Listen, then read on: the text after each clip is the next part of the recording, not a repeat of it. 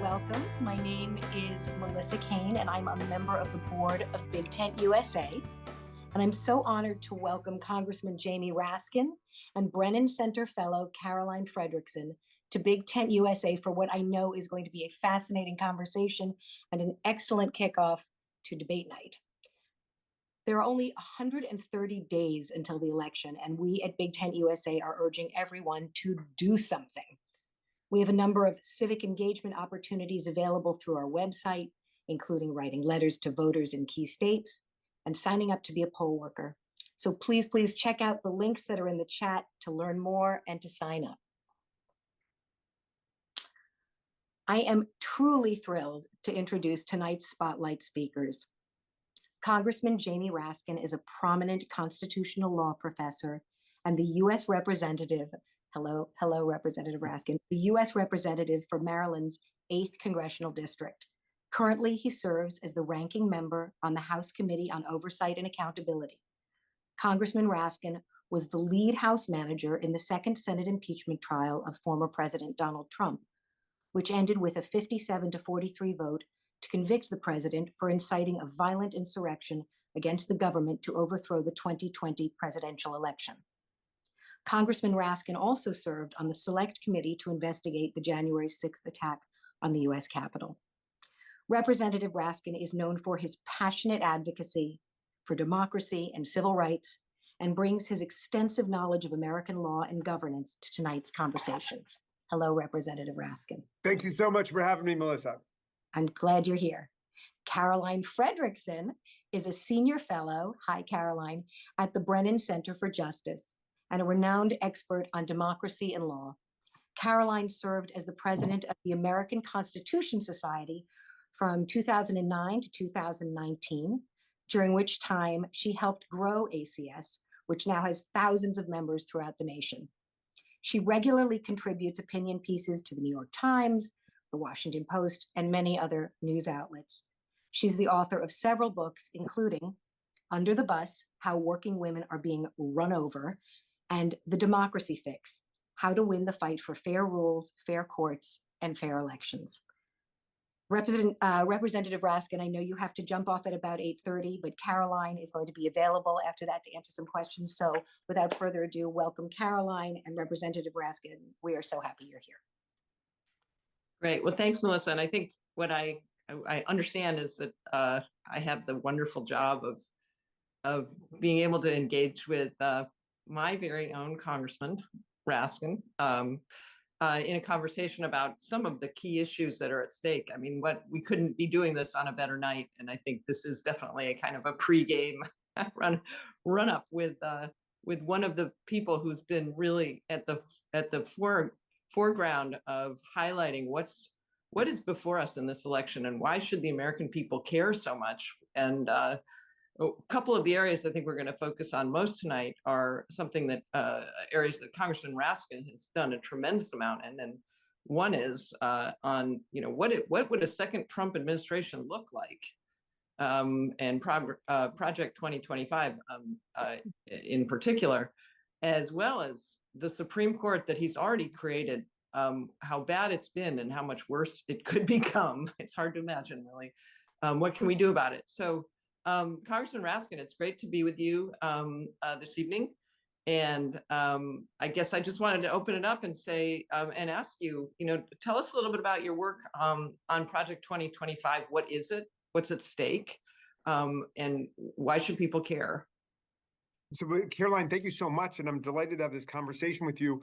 Before I, get into the chamber of horrors that is Project 2025, let's take the other side. Let's take what we're fighting for in this election and why the Supreme Court is at the center of our ability to get anything done. I mean, let's say that we're actually able to capture concurrent bicameral majorities and maintain the White House, and we pass national legislation to restore Roe versus Wade. Right now, 1/3 of the women in America, tens of millions of women, live in red Handmaid's Tale states, where the legislators are not only trying to criminalize abortion and have succeeded in doing that, but want to criminalize the act of crossing state lines in order to get health care. Assume that we did what I think every Democrat has signed on to now, which is to codify Roe versus Wade and to establish a woman's right to have an abortion in consultation with her physician. Assume that we're able to repair the damage of Shelby County versus Holder, which ripped the heart out of the Voting Rights Act, and we're able to restore the pre-clearance mechanism in the district courts in the District of Columbia and the coverage formula. Assume we're able to do all of that, and assume we're able to get all of the college student loan relief we want to get. The Supreme Court could very easily, this Supreme Court could overturn it all and say, no, this is not within Congress's powers under Section 5 of the 14th Amendment to guarantee women's right to choose. It's not within Congress's powers to guarantee voting rights. It's not congruent and proportional under the new straitjacket test developed by the right-wing majority on the court. And for whatever reason, there can't be college student relief because, this is a court that will just pull a new doctrine out of a hat like a magician, So basically everything that we're fighting for, which I think we're going to be able to do because of the mobilization of people around the country, all of that is threatened by the Supreme Court. Now, on the other side, if, God forbid, the worst were to happen, think of it this way. Donald Trump says he wants to start by rounding up millions of immigrants in the country in detention camps and then deporting them. He wants to convert the Department of Justice into an instrument of vengeance and retribution and revenge. And that's not my characterization. Those are his words. That's what he's talking about doing, including talking about going after the members of the January 6th Select Committee. So you can be certain that he got my attention with that one. But he's talking about going after the Biden family. He's talking about basically anybody who he feels has crossed him. And that's a hallmark of authoritarianism and dictatorship, not democracy. But he's being very open about that. They're claiming that the DOJ is weaponized against the Republicans, which is farcical. Right now, the Department of Justice is prosecuting a Democratic senator in New Jersey, a Democratic congressman in Texas, and the Democratic president's son. And they're whining about the fact that Donald Trump is a convicted felon now in New York because of a prosecution by a local DA in state court. But, that's just the beginning of it. They want a national ban on abortion because, of course, their doctrine, which they have stuck to for decades, is that abortion is murder. And I sat there for years with them describing abortion as a Holocaust, abortion as genocide. That's the real doctrine. The cat's got their tongue recently as they've seen voters across the country turn against that twisted and perverted doctrine. But that's totally where they want to go. And they know that they've activated the right-wing white Christian nationalists, and that's who they're taken to the ball with them. So they will do that. They're talking about dismantling a huge number of social programs in the country that people depend on. They want to attack Social Security. They want to attack Medicare. They want to attack Medicaid. They want to abolish the Department of Education, which means the Title I spending that helps to mitigate some of the tremendous wealth inequality in the country. They would basically go after NATO and our other democratic alliances, pull the plug on the people of Ukraine, take Vladimir Putin's side in his filthy imperialist war against the democratic government of Ukraine. And he would side with dictators and autocrats all over the world, which is why, the autocrats in Moscow and, the theocrats in Saudi Arabia and in MAGA and every strongman and dictator is on the side of the kleptocrat from Mar-a-Lago. Well, Congressman, I just interrupt you for a second because it just to underscore that point, because as one of the classes that I teach is a comparative constitutional law and challenges to liberal democracies. And it is exactly that. The game plan, this Project 2025 that you've done so much to expose, is really the playbook by which Orban and other autocrats around the world have used to undermine any type of opposition, right? And so it means that the executive branch becomes not an instrument for all of us to have our needs taken care of, to represent the members of our community, to take to address core social needs like health and security and the environment, protecting us against gun violence, for example, but instead becomes personalized, right?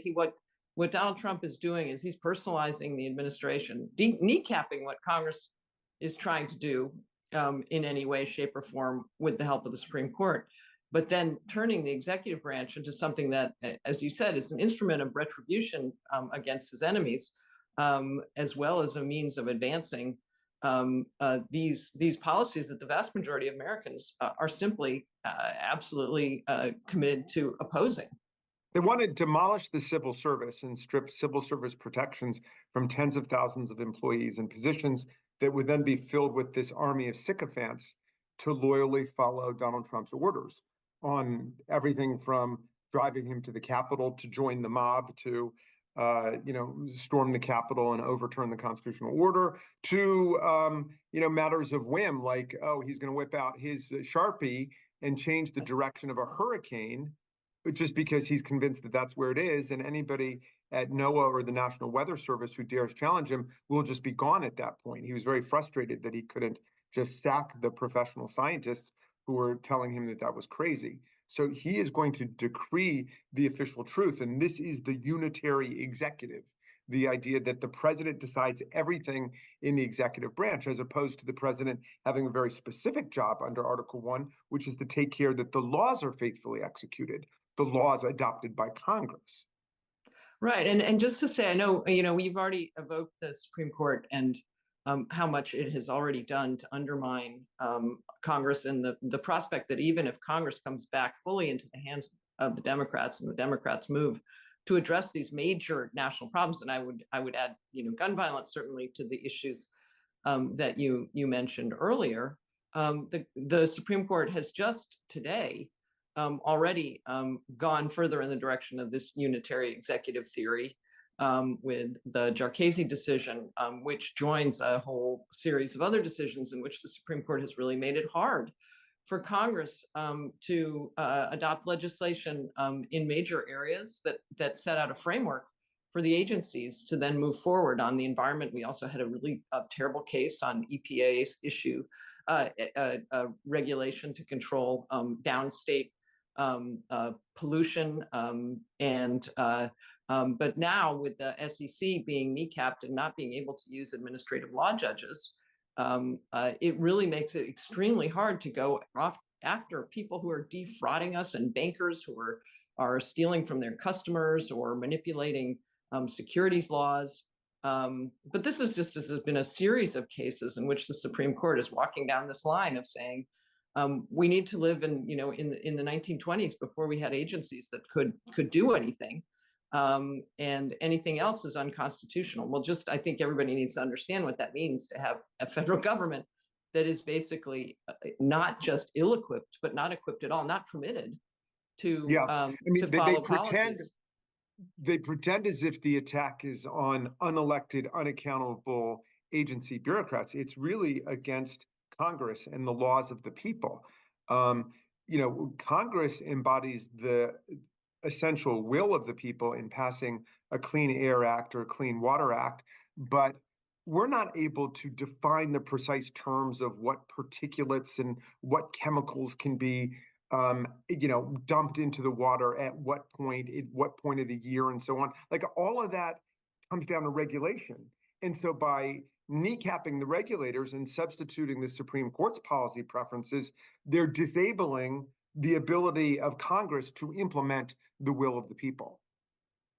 That's right. Absolutely. And I think, one of the, other areas that you've highlighted is sort of what's gone wrong with the Supreme Court. And we talk, and we can talk a fair amount about outcomes. I just did want to say a couple things about that point, and maybe, you want to describe what we can do about it. But I mean, we've had a few cases where people can be misled that the Supreme Court's not nearly as radical as it is. For example, the Rahimi case, which said that somebody who has a domestic violence restraining order against him can be legally and constitutionally prohibited from having a gun, because guess what? It was somehow analogous to what occurred in the 18th century, as if that should be a standard for federal regulation of gun ownership. But then they go ahead and issue this bump stock decision, completely undercutting the idea that this is a rational court at all on guns. And so we have, and then I'd say in the abortion context, of course, you have two cases recently that are basically punts. One is, and they're both dealing with whether a case is ripe or whether they're standing. On the emergency abortion case, which apparently they are going to say that Idaho can't enforce its law that basically condemns women to die if they have a pregnancy that has gone wrong and need abortion care. So I just wanted you to talk a little bit about, what we should be doing about this court and how we should understand these cases in the context of what it's already done. Well, you've got a court which articulates completely malleable and manipulable standards. I mean, that's basically what originalism is. If you look at the Second Amendment cases, sometimes they will say, we'll compare the originalist approach to the Second Amendment to the religious originalist approach to abortion, right? They'll say, well, was the right of abortion one that was on the minds of the framers of the 14th Amendment when it was written? But they don't say, well, were assault weapons on the mind of the framers of the Second Amendment when that was written? There they say, oh, were there laws on the books against assault weapons, right? And they don't say, were there laws on the books against abortion? So those doctrines are completely manipulable and results oriented, as we've seen. And sometimes when they fear they've gone too far and they know that they have struck the rock, which is women, and they know that the country is in a full-scale uproar backlash against their terrible Dobbs decision, at that point they put on the brakes and they say, whoa, we don't want a decision out there saying that we're putting guns back in the hands of domestic abusers, which of course they've done all over the country, because that's what it is to say anybody can go out and buy an AR-15. You have to be in a state that tries to block that in order to get them out of the hands of a domestic abuser. But in any event, they can say that goes too far. We'll put on the brakes at that point. But I think everybody knows they've given the game away. Donald Trump is all over the country bragging about the fact that he stacked the court with right-wing Federalist Society judges with the purpose of overturning Dobbs. And now it's that same Supreme Court, which has, of course, intervened repeatedly in this presidential election by plucking away the presidential immunity question and putting a complete stop to what's going on with the Jack Smith prosecution in the District of Columbia. Well, why don't you talk about that for a minute, just because I know, Jamie, we don't have you for that much longer, but think about a couple of cases which could not be more existential for all of us, but especially for you, who was in the building, who were in the building on January 6th. I think we need to make sure we don't have collective amnesia about these cases simply because the Supreme Court has been punting them for so long. So, where are we with those? Well, I was really shocked at the way the Section 3 of the 14th Amendment case, the Colorado case, the Anderson versus Trump case, came out. I mean, to me, this is textbook textualism and textbook originalism. There is no way anyone from the 5th grade up can read Section 3 of the 14th Amendment in any other way than it was intended, which is that anyone who has sworn an oath to support the Constitution of the United States who engages in insurrection or rebellion shall never be allowed to hold federal or state office again. And Colorado engaged in excruciating fact-finding on the question and decided. And then the court just blew the whole thing up. I mean, which shows you how far to the right everything has gone. It just makes sense. And in fairly short order, right? It didn't take them very long to answer that one. Oh, no, they took care of that one real quickly, like at Bush versus Gore speed, at Josh Hawley speed, they blew that one up. But that's certainly not the way they've been working on the presidential immunity question, which I think has a vast consensus. Probably the real right-wing professors are, in bed with Trump on this one. But the vast majority of academics and observers and judges would tell you that's an easy case.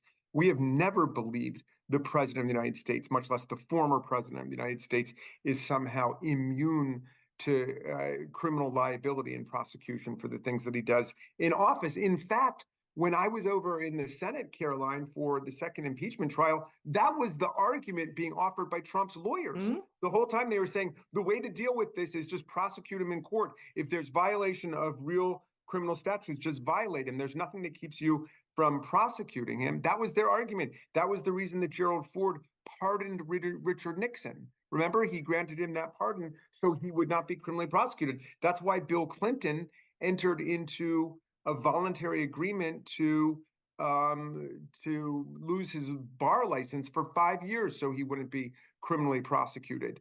The questions far more trivial that were raised during his investigation by Ken Starr. And now suddenly they want to turn the whole thing upside down and say, no, there really is somebody above the law, and that's the president of the United States.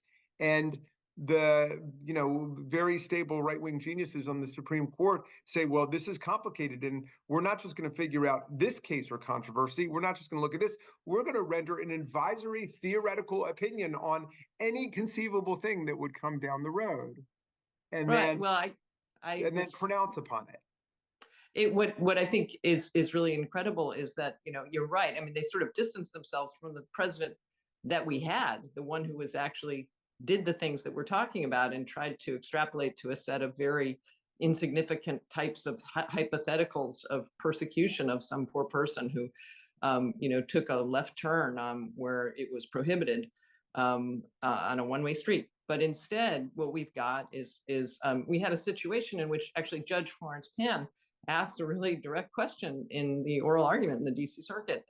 Basically what you're saying to Trump's lawyers, she said, basically what you're saying is that Trump could use SEAL Team 6 and take out his political opponent and he'd be immune from prosecution. And they said yes. Basically, that's what their argument boils down to. The president can commit murder. Eye too, because the answer was, the president can order out assassinations without any fear of criminal prosecution unless he's first impeached by the House of Representatives in a majority vote and then convicted in a trial in the Senate by 2/3, something that has never happened in American history of a U.S. president. And we had the strongest cross-party coalition voting to convict in the second impeachment trial of Donald Trump, but we were still 10 votes short, so we didn't come close. But if a president were afraid that he might actually be impeached and convicted, of course, that ruling invited by Trump's lawyers would counsel the president to assassinate members of the House and the Senate. In other words, if you think that there are enough people to vote against you to be convicted, and then thereby put you in jeopardy of prosecution, just go ahead and shoot them, and you can't be prosecuted for that either. It's so mind blowing to even think that's the possibility that not only has been floated by Trump's lawyers, but has been perhaps will be embraced by the Supreme Court. Maybe we'll find out tomorrow. The questions that Justice Alito was asking were astounding. I mean, he was saying, well, if you hold a president accountable by making him subject to prosecution, at that point, he would have no incentive to leave office. You would increase the chances that he would use violence to stay in. So in other words, if we weren't so mean to these violent, pathological would-be dictators, if we didn't threaten them with consequences, they might be willing to leave office voluntarily. But it's only because they're facing the possibility of prosecution that they are starting to try to use violence against us, like what happened on January 6th. If we accept that kind of right-wing constitutional masochism, and people just accept that with a straight face, then we're in real danger as a country. Well, and why don't we talk about that for a second, since you mentioned Justice Alito, and the fact that Justice Alito, who has been really out there himself, was recently taped talking about a kind of an us versus them world that he sees. And the Supreme Court apparently is protecting his vision of a theocracy in the United States against all of the rest of us who might think otherwise. And you have recently had a roundtable on just this question about what do we do about the Supreme Court, and it's not just about the outcomes of these particular cases, but it's overall what should a Supreme Court look like in a democracy? Can you describe some of the reforms that you might embrace? Yeah, I mean, look, I think we should talk about it. People can understand that we are not without hope. There are some pathways through this thing. On the other hand, I don't want people to get too focused on it now, because we've got to really keep our focus on winning the election. And anytime we talk about any reforms to the Supreme Court, the other side starts whining about court packing and court stacking, which of course is precisely what they've engaged in, as when they sandbagged my constituent, Merrick Garland, who was one of the most qualified people ever nominated to the Supreme Court, and he was kept from even getting a hearing for 11 months when he was nominated to replace Justice Scalia by President Obama in February of 2016. And then, of course, they rammed through in October of 2020, several weeks before the election, the nomination of Amy Coney Barrett. But look, let's start with this. The number of justices on the court is not in the Constitution. That's always been set by statute. It's changed 9 or 10 different times in our history. We have 9 justices, but we have 13 federal circuits. I love to visit New York as much as the next person, but the idea that we have 5 justices just from New York, essentially 1 for each borough, just makes no sense from the standpoint of the rest of the country, right? And so one thing we could do is we could say, let's move to 13 justices. We'll make sure that every circuit has got to be covered. So there's at least 1 justice who was a citizen of each of the federal circuits, and we can move to 18-year terms. We comply with the life tenure and good faith provision by saying if they want to keep being a judge, they can be a judge on the district court or the circuit court. And each president will get 2 appointments. So we regularize it rather than make it a matter of political strategy and intrigue. Who's going to, how long can somebody make it? Can they talk somebody off the court? Can we induce somebody off the court and all that stuff? We get out of that, and we just say each president will get 2 justices, which might even lead to a somewhat more rational confirmation process for the justices. And then we spread it out across the country. And so this might be a good moment to do it with an ethics crisis on the court, which has blown up into a full legitimacy crisis. We've got the highest court in the land with the lowest ethical standards, and everybody knows it. AOC and I just introduced at the beginning of the week legislation to have the $50 gift ban, which governs members of Congress, apply also to the Supreme Court.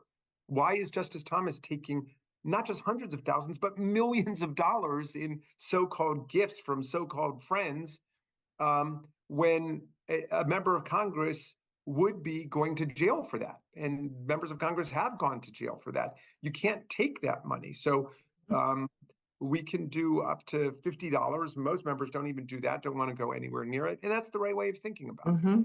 Right. I have to say, being somewhat cynical or extremely cynical about the Supreme Court, I think that's why they have been on a rampage against the corruption laws.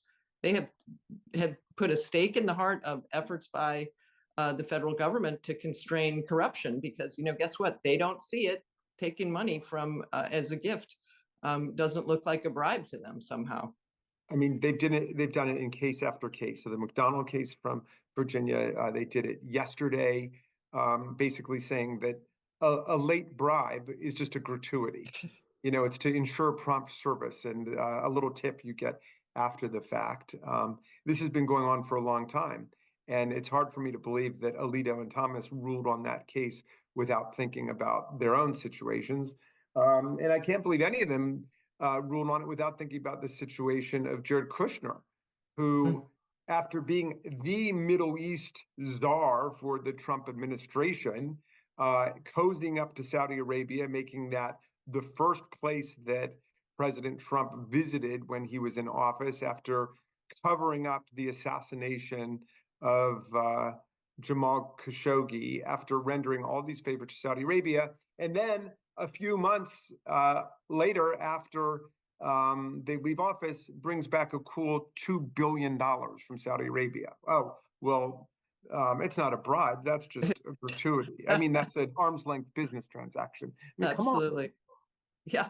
Well, so I know I can monopolize you for your entire time, but I know there are people hungry to ask questions that are on the call. So I'm going to turn it over to the Big Tent folks, to Melissa, I think, to bring you some questions from the many people we have attending.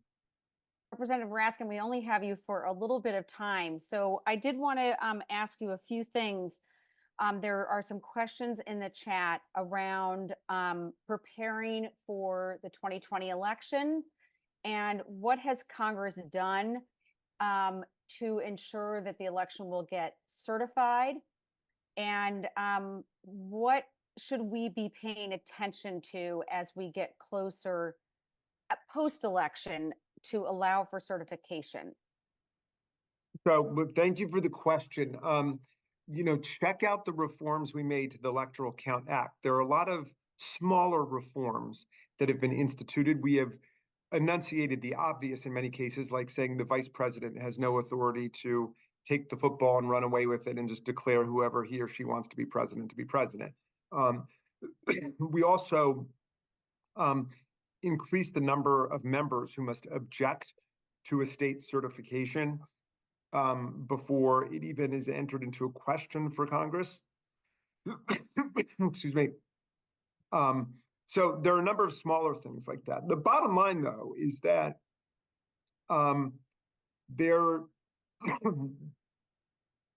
not a lot that can be done if you've got a strategic bad faith actor who's willing to destroy all the rules. So we've toughened up the rules the best that we can, but the Electoral College is a creaky and antiquated institution. Yeah, and it's nerve-wracking. Please feel free to get a drink of water. I mean, because I ask a long-winded question. So, Caroline, you at the Brennan Center have been thinking about reform and court reform. So I'd like to just, since we were sort of talking about, term limits, and Representative Raskin, you can weigh in too. Can you guys give us just a quick overview of what it would be to have a real ethics reform at the court for the Supreme Court? I think I would want to defer to Congressman Raskin, who's just introduced legislation on it, but just to say, I think everything he's mentioned so far is exactly on point. It's a basket of things. Ethics reform should, in my mind, be low-hanging fruit. That should have been done long ago. It seems obvious, I think, to any rational person that justices and judges shouldn't be able to accept large gifts from people who have interest before the court, and then not tell anybody about them. I don't think it's just about disclosure. I think it should be an outright ban, just as the congressman said. I don't really understand. And trying to claim that somehow the Supreme Court can't be regulated by Congress. I mean, what version of the Constitution did Justice Alito read? That's insane. You just have to read the actual words of Article 3 to see, who sets up the Supreme Court's jurisdiction, if not Congress. Well, it's right there in black and white. So, I think it's pretty clear that Congress, one of the easiest things it could do is the ethics reform. And then, of course, term limits, I think, are also go without saying. It's just absolutely commonsensical. We are the only, one of the only democratic or semi-democratic countries in the world that has a life tenure system for our highest court. And we have only one of our state Supreme Courts that has that, which I think is Rhode Island. It's completely unusual and for a reason, because it's just not good policy or practice to have somebody who has absolute power for the entirety of their life. It can't be removed except through impeachment, which, guess what? In the United States, we have never impeached a justice. So it's not exactly an effective mechanism to control bad actors. Yeah. Representative Raskin, you want to weigh in on that? Well, we've got a bunch of different bills that are in there. One is for an inspector general in the Supreme Court, which seems like an obvious thing to do, which would clean things up rather quickly when you think about it. Another possibility is to have a binding ethics tribunal made up of members of the federal circuit courts. You could take one from each of the 13 circuits, or 9 circuits, whatever. The point is, right now, each of them is a justice reviewing his or her own ethics conflicts. It makes no sense. Yeah.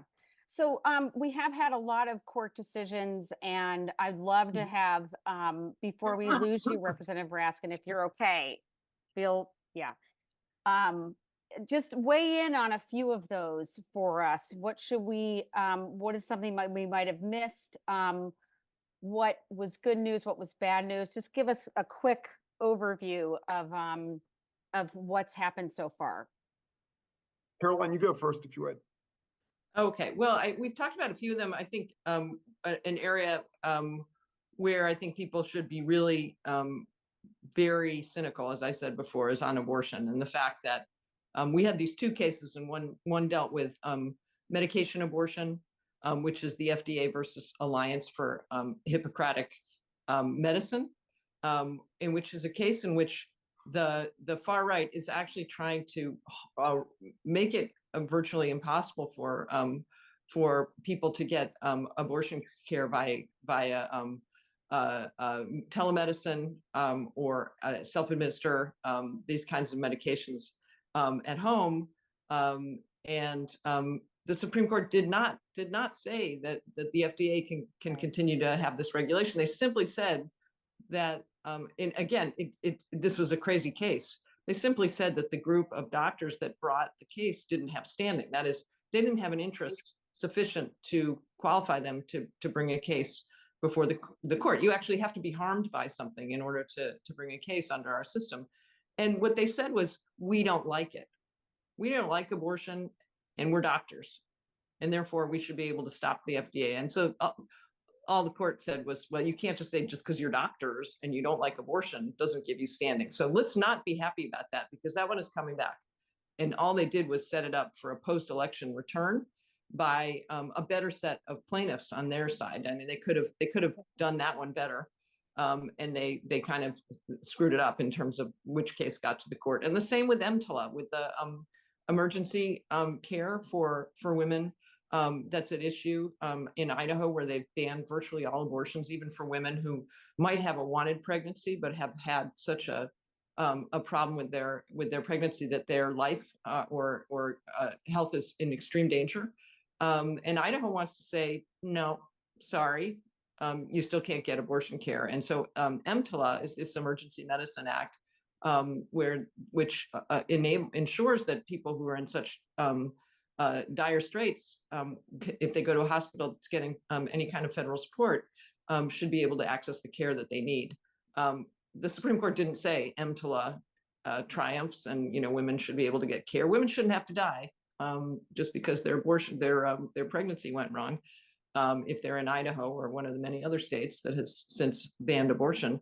No, all they said was the case needs to go back down for further hearings. And so the law in Idaho can't be enforced for some time. Well, so again, don't get excited, just hold on for the election. And I think, as Congressman Raskin said, the election is the only thing that's going to determine whether or not EMTLA, whether emergency care for those who've had a dangerous pregnancy is going to be available. The only thing that's going to determine that is this election, because after the election, all hell is going to break loose with the Supreme Court. Kitty, I want to talk about a good news case if I could, all right? Oh, yay. Please do. Well, it's good news in the sense that the Supreme Court actually followed precedent and the logic of the First Amendment instead of completely buckling under to a right-wing extremist agenda so deranged that it really would immediately threaten the integrity of our institutions. So in Murray versus Missouri, the right-wingers were arguing that it violates the First Amendment, check this out, for government officials to alert people in the social media or people in the public that a foreign actor, say Vladimir Putin, is distributing propaganda and disinformation online.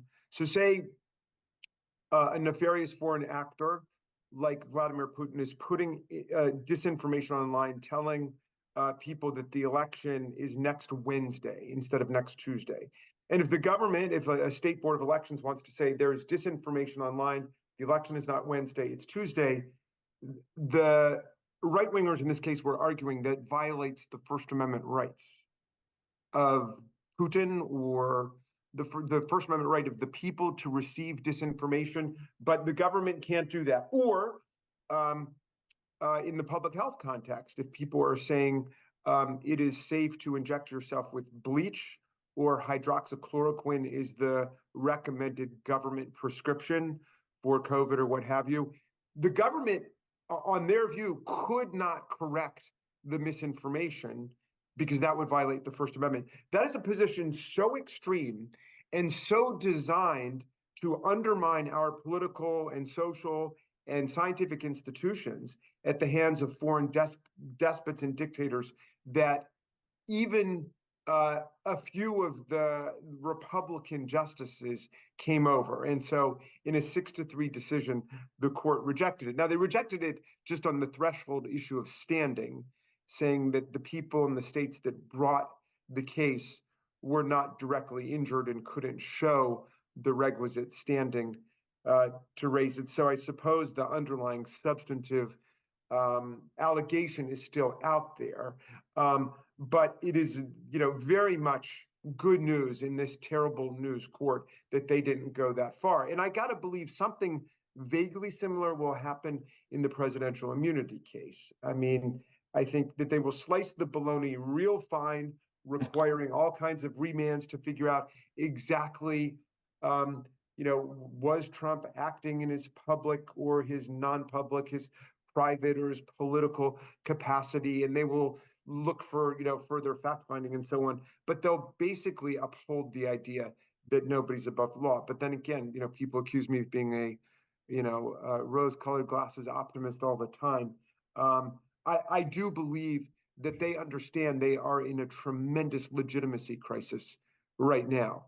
And so they are looking for ways to try to repair the damage after the Dobbs decision, after the Section 3 of the 14th Amendment decision, after Bush versus Gore, really. I mean, this has been going on for a long time. I wrote a book called Overruling Democracy, the Supreme Court versus the American People, back in 2003, after the 2000 election, but they've been systematically cutting away at the voting rights of the people, overturning majority Black and Hispanic congressional districts, a process that continued again into this term of the Supreme Court, where they say, well, if a state decides to lop off hundreds of thousands or tens of thousands of African-American voters from a particular congressional district, shifting it from a majority Democratic, minority influenced or majority Black district to a majority white Republican district, that's not racial in nature. That's just partisan. That's political. And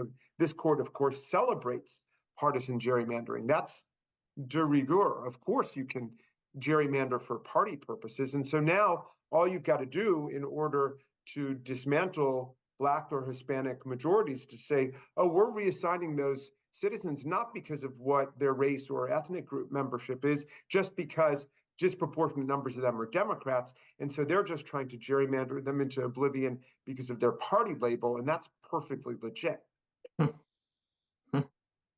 Representative Raskin, I know you have to go. Can you give us something we need to be hopeful or should be hopeful about? Because I know we all get a little down sometimes at the Big Tent, although we're a Big Tent, we're fighting really hard. So last words before we let you go. Representative Raskin, a moment, a thought of hope, please.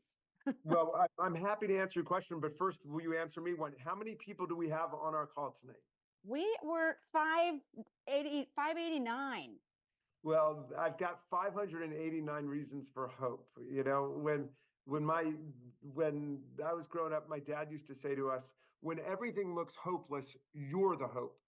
And the people on this call are the hope, the people who still read the Constitution and follow the Supreme Court, as dreadful as it has become, the people who are still demanding high standards of democratic institutions and want to make them produce for the people. So I've been to 21 states now in this presidential campaign. I've been traveling all over the country, and I derive amazing hope from the surging crowds of people who are out there, the activists, the people who are fighting for real justice and to defend our constitutional democracy. And we just launched our Democracy Summer Project with more than 1,000 young people working in campaigns in 45 states all over the country. And it's amazing. And that's a generation that is beyond racism and anti-Semitism and immigrant bashing and misogyny. And unfortunately, they're a little bit beyond grammar too,